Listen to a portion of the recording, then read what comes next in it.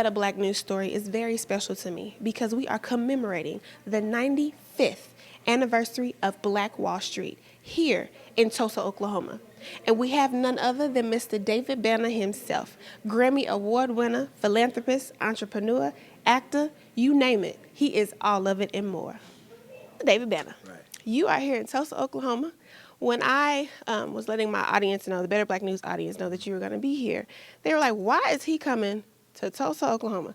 So before we start, why did you choose to come to Tulsa, Oklahoma? Well, there's a couple reasons. One of my best friends stays here, and I've been coming to Tulsa for over 20 years, but people just don't know it. And they're like my second family. And a lot of times I've been here, and people just don't know I was here because I didn't come here like just to perform, but because family was here. So that was one of my motivations to come here. And then, of course, Black Wall Street. See, one of the things is that everybody talks revolution, but we never come back to the places that made the biggest sacrifice. You know, we don't go to Jackson, Mississippi. We don't go to Birmingham. It's easy for you to hang out in the boroughs of New York or in L.A. or in Chicago or in Atlanta, you know what I'm saying, and talk revolution when our people stayed in the hotbeds of racism. You know what I'm saying? So, like, we sold out Birmingham. You know what I'm saying? I just sold Tulsa about everything that I have. Like, that hadn't happened since me and Dr. Umar was in Brooklyn. I don't have anything. I'm literally going home like, this is all I have. It's the square. Yeah, well, I don't have nothing. I literally sold a shirt. I'm serious. The girl bought my sweaty shirt. Wow. You know, for a lot of money, but... Anyway, let's get back on topic here. I learned something about you tonight. I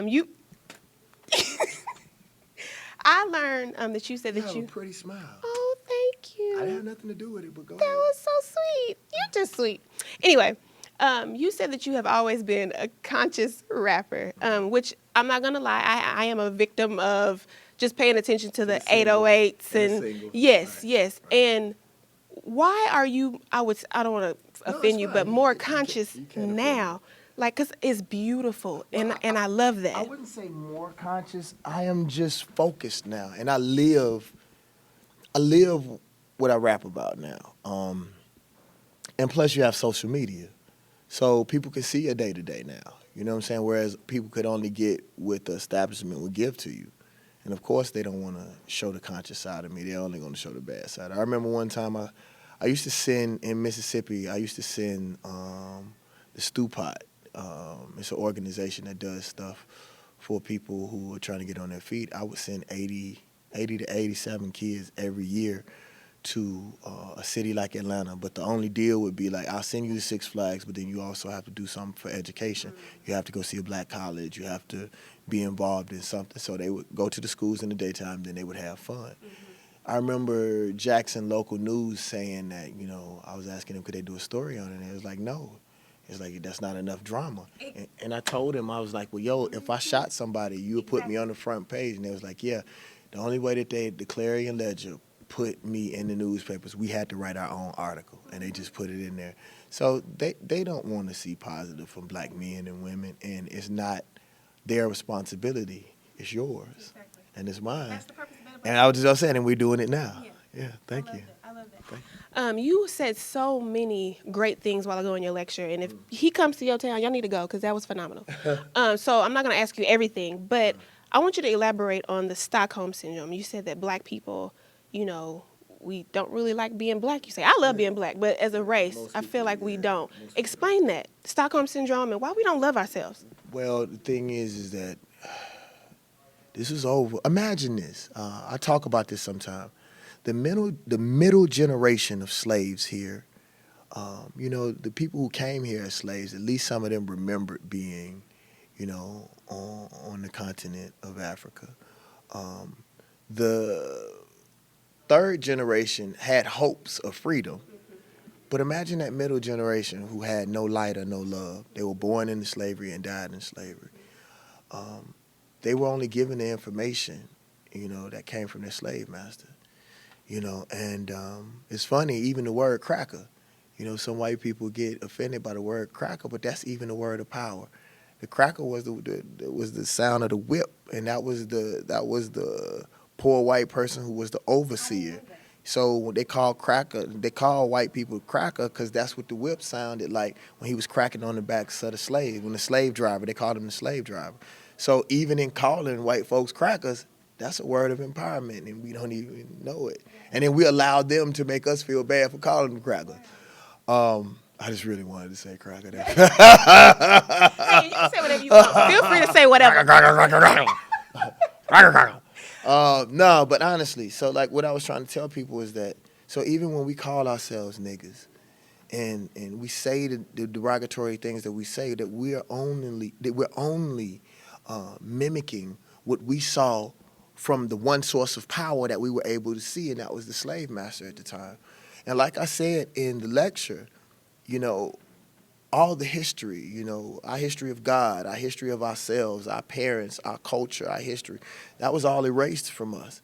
And nobody ever uploaded new information. Even these uppity black folks that say black folks should do better, they should think better. Well, nobody ever taught us anything new. People just tell us, like my dad used to do that all the time. Just do better. Well, Daddy, show me. How? What am I supposed to do? And even the black colleges don't teach you how to be African. Like, so where do we get that information? Right. You know. Right. Before we end, I want to comment on your song "Marry Me." I've played that like maybe 50 times today. I love it. Like, that is so beautiful. Explain that song. I love that song, "Marry Me." Marry Me is honestly, I made the song because I thought about the fact that, you know, I'm 40 now, and you still have rappers that I know who are 10 years older than me who front like they 36 or 32, and I know you older than me, and but see, I don't lie.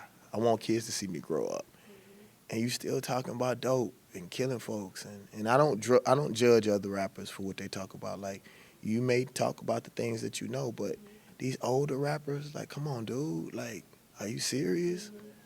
Homie, I know you got kids. I know you personally.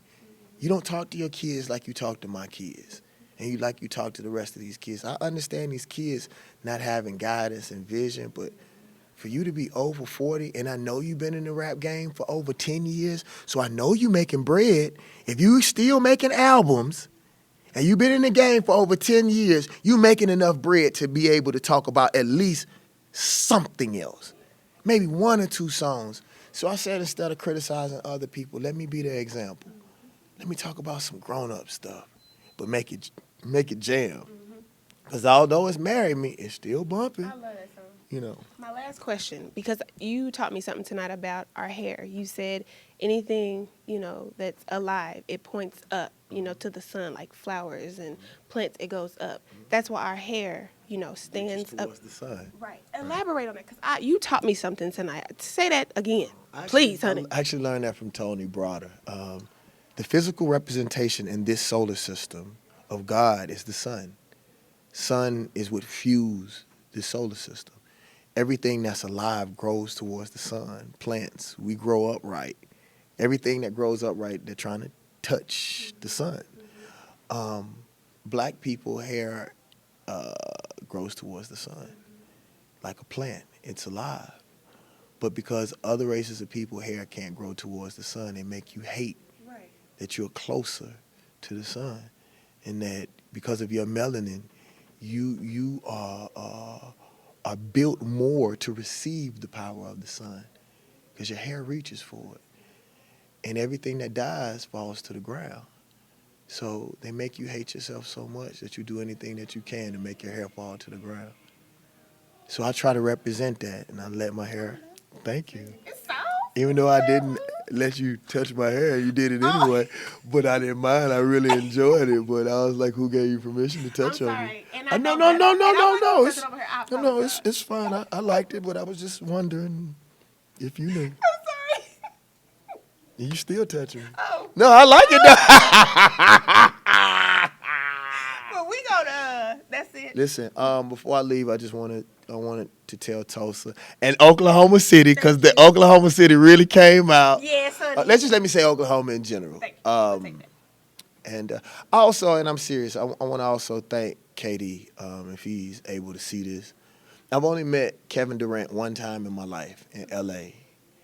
And like I told you, my friend and his family lives here. And every time I've text Kevin Durant, because my godson loves Kevin Durant like he's Superman. And every time I text him and ask him to leave tickets for my family, he never hits me back or nothing, but they're always there. And I just want to tell him that that's a real man. Like, the dude don't know me like that. And, you know, it's not much that I can do for because my homeboy that lives here is a man, so I can't send him money and presents. Because he always said, bro, I helped you because I loved you. I didn't do it for money. It's like the only time I ever gave him money, like I literally had to send it in cash because I knew he wasn't going to send me no cash back. But I know how his son feels about KD, and that's the one thing that I can give to him. And, like, that dude always, like, comes through for me. So I hope that he's able to see it. And I thank you. And people may get mad at me for saying this, but I say this. That man is giving his all. If he opts to do something else with his life, y'all continue to love him because I think he's giving all. And we want our black men to give allegiances to these white teams, but these white teams don't have allegiances to us. Thank you. They trade us like slaves. And then when we decide to be the masters of our own existence, we crucify our people. Oh, I'm so happy you said You know, and so I love y'all. And thank you, and support the God Box. You can pre-order it right now. Better Black News, Jillian Whitaker reminding you to be better.